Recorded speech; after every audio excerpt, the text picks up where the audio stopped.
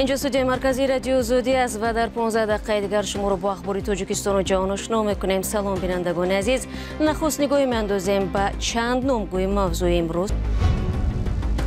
ایران میگوید مسئول حمله مرگبار به مسجد شه چراغ شیراز شهروند تاجیکستان بوده است. اداره انداز ابراز داشت که نقشه نیم ساله را بر زیاد اجرا نموده است، اما کارشناسان از شرکت‌های امتیازدار تنقید می‌کنند.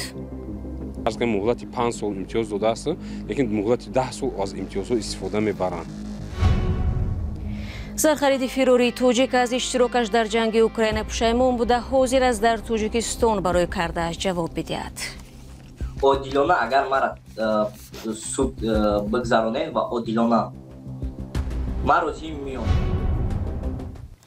مقامات ایران یک شهروند تاجیکستان را در حمله مرگبار علیه زائران در مسجد شیعه‌ها با نام شاهچراغ واقع در شهر شیراز عیبدار می‌دانند. در جریان تفتیشات ابتدایی حملگر خود را رحمت الله نوروزов از تاجیکستان معرفی کرده است. یک مقام ارشد دوستانه ایران اعلام کرد که تاکنون 10 گمانبر حمله مسلحانه تروریستی روز یکشنبه که در پی آن یک نفر کشته و چند تن مجروح گردیدند بازداشت شدند. قاضی موسوی دوستان ولایت فارس 14 اوگوست گفت همه گمانبران شهروندان کشورهای خارجی می باشند. موسوی افزود پلیس پناهگاه تروریستان را کشف کرده است. این آرامگاه سال گذشته نیز به همین شیوه با حمله مسلحانه دچار شده، دست کم 15 نفر کشته و بیش از 20 نفر مجروح به جای گذاشت. مقامات ایران آن زمان نیز یک شهروند تاجیکستان را در حمله عیبدار کرده گفته بودند او پس از زخمی شدن در بیمارستان جان داد. برمیگردیم به تاجیکستان. امروز در نشست خبری کمیته انداز یکی از سوالها مربوط به اندازبندی بلاگران تاجیک بود. اداره انداز وعده داده است که بعد قبول قانون در این زمینه تفصیلات بیشتر می‌دهد. در عین زمان گفته شد که شماره بلاگران اندازسپار از 46 نفری سال گذشته به بیش از 80 کس رسیده است، اما با وجه عموم مسئولان این نهاد از نتیجه جمع‌آوری انداز قناعتمند به نظر می‌رسند. موضوع اسکندر فیروز و نگاره فضلی دین ادامه می‌دهند. کمیته انداز تاجیکستان در نیم ساله اول نقشه جمع‌آوری انداز را بر زیاد اجرا کرده است. با جمع‌آوری 8.5 میلیارد سومانی این کمیته بیش از 600 میلیون سومانی از هدف خود فراتر رفته است. در یک نشست خبری شمس‌الله کریمزاده سردار سرریاست مأموری کننده کمیته انداز تاجیکستان گفت که اگر برخی از شرکت‌ها از امتیاز انداز برخوردار نبودند، کمیته می‌توانست 2.7 میلیارد سومانی دیگر به کل مبلغ جمع‌آوری شده اضافه کند. در 6 ماه سال جاری 32.5% تشکیل می‌دهد. این مبلغ زیاده از 2.7 میلیارد سومانی برابر می‌باشد. اجرای صفتی قسمی درآمد بودجه دولتی نسبت به سالهای قبلی. نصرت الله دولتزاده خاطر نشان کرد که حجم انداز در سالهای اخیر در کشور کاهش یافته است. من سالهای قبلی تقریبا 45-46% درآمدهای کارخانه‌ها رو مبلغ امتیاز تشکیل می‌کرد. امتیاز از همه در ساحه صنعت است. کارخانه کارکرد قرض زمین است. بعد ساحه تشکیلات‌های مالیوی قرض خورده است، بانک‌ها در نظر دارم است. امتیازات زیاد هستند. ما قیمت در نشست‌های قبلی هم این معلومات را شما پیشنهاد می‌کردیم میگفتیم. من حاضر در جنبش 6 ماه خیلی که من کبیرزاده به شما اطلاع دادم. همگی مبلغ امتیازات 32 زیاده از 32% تشکیل می‌کنه. خود از جانب هر یک دولت از جانب فاضل جان فتولویف تحلیلگر اقتصادی تاجیک از امتیازهای انداز در تاجیکستان انتقاد کرد. معما است که برای چی امتیازها برای شرکت‌های بزرگ داده می‌شود و آنها از امتیازها فرض کنیم مهلت 5 سال امتیاز داده است، لیکن مهلت 10 سال از امتیازها استفاده می‌برند. آنها فرض کنیم یگان امکانیت یگان استحصال نو را با راه می‌مانند و با بهانه یا با سبب همین با صاحب یک امتیازهای ایلاوگی میشه با جای آنکه آنها باز ایلواتن انداز سپارند. فتولویف معتقد است که اختصاص امتیازها در تاجیکستان ناقص است. در صورت جمع‌آوری مبلغ 2.7 میلیارد سومانی اندازهای به خاطر امتیازها پرداخت نشده، امکان داشت با این مبلغ معاش دکتران و پزشکان در تاجیکستان را بلند کرد تا از فرار آنها به خارج کشور جلوگیری شود. دادگاه ولایتی سوخت شکایت خبرنگار زندانی خورشید فوزیلوف را رد کرده قرار 7 سال حبس او را به تغییر گذاشته است. مسئولان دادگاه عالی تاجیکستان در این باره روز 14 آگوست در نشست خبری اطلاع دادند.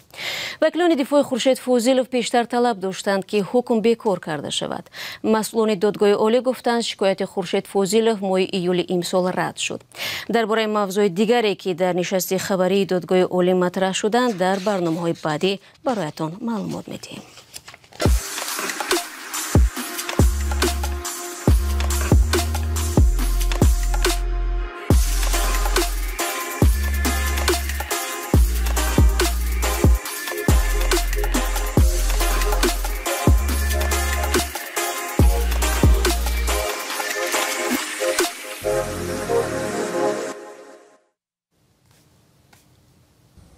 شما برنامه اخباری رادیو آزادی را تماشا دارید.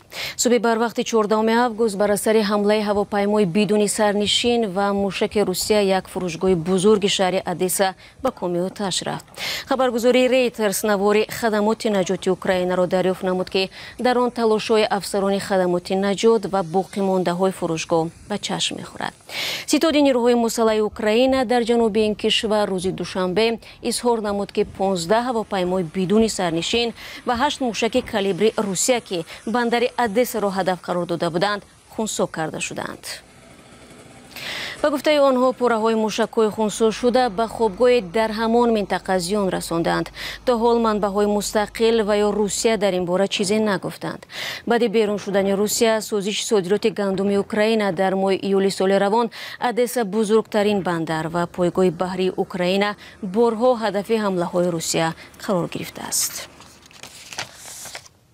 آخر هفته گذشته وزیر کارهای داخلی تاجیکستان اعتراف کرد که روسیه محبوسان تاجیک را به جنگ جلب کرده است. از این پیشتر مهاجران عادی بارها شکایت کرده بودند که برای فریب آنها را به جنگ سفربر می‌کنند. از جمله یک جوان تاجیک نقل کرد که او در روسیه بیکار ماند و به خاطر کار خوب راضی شد که به لوهانسک اشغال شده برود. آنجا او را با فریب به جنگ بردند ولی بعداً این مهاجر فرار می‌کند. چطور در گزارش مومن احمدی می‌بینه.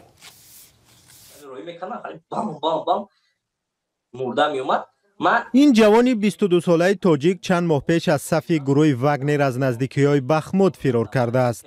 به قول او از 200 مهاجری که با زور به جنگ ضد اوکراین جلب شده بودند تنها او زنده مانده است. او که به خاطر امنیتش خواست چهره و نامش را آشکار نکنیم گفت ماه نوامبر سال گذشته همراه با مهاجران تاجیک و قرغیز و ازبک به خندقکنی به شهر کلینوفکای لوهانسک جلب شدند. رادیو آزادی در شرایط جنگ درستی ادعای او را تصدیق کردن نمیتواند. قسمتی از لوهانسک هنوز سال 2014 از جانب روسیه غصب شده است ولی برای غصب منطقه‌های دیگری آن هنوز جنگ جریان دارد. بعداً ما لوگانسک بعد درونتر میرفتیم اونجا طرفی زاپاروژی میگن اگر فهمیده باشین طرفی زاپاروژی اوس میرفتیم ما در اوس خندق را اکسکاواتور ماشین چیز میکنده ما فقط همون تخت‌ها را راست میکردیم پولش میزدیم مقصد کریشش را محکم میکردیم از دو طرف اوکریپلینی میکردیم. جوانی تاجیک نقل کرد که پس از یک ماه کار در لوهانسک گروه واگنر به مکان خواب آنها آمد و با وعده ساختن سدهای آهنی ضد تانکی آنها را به نزدیکی بخمود بردند. این حادثه ماه دکبر سال 2022 اتفاق افتاده است که آن زمان گروه زرخریدان برای تصرف بخمود تلاش می‌کردند. جوانی تاجیک نقل کرد که در نزدیکی بخمود با تهدید و زور به آنها سلاح دادند. یک پلیگون بردم در اون پلیگون چیز ما را نشان دادن در اون 3 روز ما را تیار کردن در اون 3 روز. مهاجر تاجیک گفت از میان 200 نفر از جمله 40 تاجیک تنها نفری بود که شدیداً رفتن به جنگ را رد کرد. من گفتم من راضی ام جدا مرا بکشین برای من تمام تسلیم شدم بخیر پولش شیشتم در زمین من گفتم من جدا دستم پشت سرم کردم اتومات دستم پارت گفتم من جدا سر یک تیرم کنم تمام من گفتم دیگه کار نمیکنم کی همون حالت یک پشت سرم در زدن بهشیدم. او میگوید پس از 2 هفته حبس با او پیشنهاد کردند که به جنگاوران تازه جلب شده راهنمایی و با آنهایی که زبان نمیدانند ترجمانی کند. این جوانی تاجیک گفت با کمک یک نظامی واگنر که با او دوست شده بود آخر ماه فوریه برای 15 روز به رخصتی رفت و با همین از روسیه فرار کرد. او حالا در بیرون از روسیه است و از بازگشت به تاجیکستان نیز میترسد. مرا بیام تاجیکستان، اگر بیام تاجیکستان مقصد همچون عادلانه مثلا من شما بگین که من مثلا فلان چیز نروشد که اگه من باید ترام بشم، عادلانه اگر مرا سود بگذرانه و عادلانه تاجیکستان شرکت در جنگ‌های خارجی را جنایت می‌داند و بارها از شهروندانش دعوت کرد که به منطقه‌های جنگ زده سفر نکنند. وزیر کارهای داخلی تاجیکستان تصدیق کرد که روسیه 100 محبوس تاجیک را به جنگ جلب کرده است. برنامه را ادامه می‌دهیم. سفارت افغانستان در دوشنبه در آستانه 2 سالگی به قدرت رسیدن طالبان همایش برگزار نمود. شرکت کنندگان آن دیگر باره از جامعه جهانی خواستند که حکومت طالبان را به رسمیت نشناسند. همکار ما امیر ایسویف که در این همایش شرکت نمود گزارش را فرستاد. سفارت افغانستان در دوشنبه 14 اوگوست سال 2023 همایشی را تحت عنوان 2 سال سلطه طالبان و فاجعه تاریخی افغانستان دایر کرد. گردی همایی امروزه به مناسبت 2 سالگی سقوط جمهوری اسلامی افغانستان و به سر قدرت آمدن طالبان بخشیده شده بود. آن چیزی را که جامعه بین المللی شعار میده این نادیده میگیریم، ولی من تشکر میکنم از نهادهای بین المللی، از نهادهای حقوق بشر که هر روز با اعلامیه‌های منطقی خود ظلم و استبداد طالب‌ها را آشکار و پیدا می‌سازند. 10 نفر برخط یا آنلاینی از گوشه و کنار دنیا به این همایش پیوستند. انیفا سایمور از ایالات متحده آمریکا، نظیره عظیم کریمی از کاخ سفید، لیزا کورتیس مدیر امنیت جدید آمریکا در واشنگتن، رامشه شفا، آریانا سعید و دیگران میخواستند صدایشان را به گوش جامعه جهانی برسانند. امروز از آن روز سیاهی که 2 سال گذشت ما دردش را در تمام چشمان افغانهای خود میبینیم. اما دردی که دوایش در دست خود ما افغانها هست. دردی که اگر ما اتحاد و اتفاق داشته باشیم، دردی که اگر ما درک انسانیت داشته باشیم، دردی که همدیگر پذیری داشته باشیم، طبعا که دوا در دست خود ما هست. شرکت کنندگان می گفتند بعد از 40 سال جنگ دوباره به تاریکی رسیدند. کودکی همسایه میگیرد مرا خواب از کجا؟ خانه همسایه آمد اشکی سیلاب از کجا؟ خانه همسایه میسوزد نگو آب از کجا؟ دستی دل افتادن ماه و بیچرا افتاده، این تحول پیشوی در کار محتاب از کجا؟ گروه طالبان 15 اوگوست سال 2021 پس از فرار پرزیدنت اشرف غنی وارد کابل شد و قدرت را به دست گرفت. از آن زمان تا کنون هیچ کشور دنیا حکومت آنها را به رسمیت نشناخته است. کشورهای جهان طالبان را برای نقض حقوق بشر، آزادی بیان، جاری کردن محدودیت‌ها در کار و تحصیل زنان انتقاد می‌کنند. و یک خبر دیگر، یک ساکن ولایت ختلون را به گناه پیروی از سازمان جبهت النصره سوریه 25 سال زندانی کردند. مسئول دادگاه ولایت ختلون روز 10 اوگوست در نشست خبری گفتند توردیال قوبیلوف بر اساس 5 بند کودکس جنایی از جمله تندگرایی، اشتراک در سازمان‌های جنایی و دعوت به افراطگرایی متهم شد. نظر او وکیل مدافع و نزدیکانش به حکم دسترس نیست. توردیال قوبیلوف 37 ساله و از دهه نمونه نوع قبودیون می باشد. به اطلاع رسمی او به واسطه شبکه‌های اجتماعی چند نفر را به پیروی از سازمان جبهت النصره دعوت کرده است. رندگان عزیز، اخبار آزادی رو اینجا به پایان میبریم. سپاس از شما که تا این لحظه با ما بودید. خبر و گزارش‌های دیگر رو چون همیشه میتوانید در وبسایت azadi.org، در فیسبوک و اینستاگرام، توییتر و تلگرام و تیک تاک و ادنکلاسنیک پیدا و تماشا کنید. ما باشد فردا شما رو با برنامه‌های نو منتظر خواهیم بود. تا اون دم خود را احتیاط کنید و خدا نگهدار هر یک شما باشد.